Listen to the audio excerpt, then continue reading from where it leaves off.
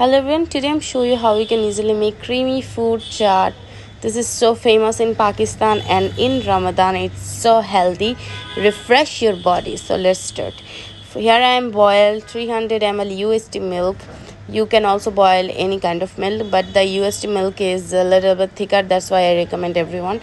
And I add half cup of sugar syrup.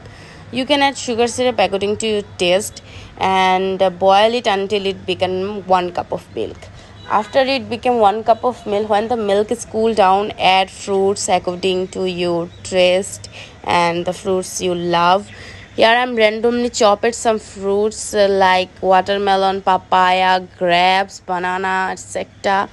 and then put them together. After that I'm just add chia seeds.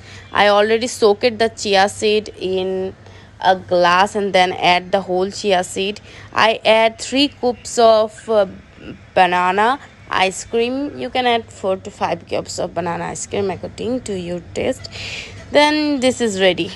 Now just keep it in the refrigerator 1 or 2 hours. After 1 or 2 hours later, you allowed to enjoy this amazing dessert.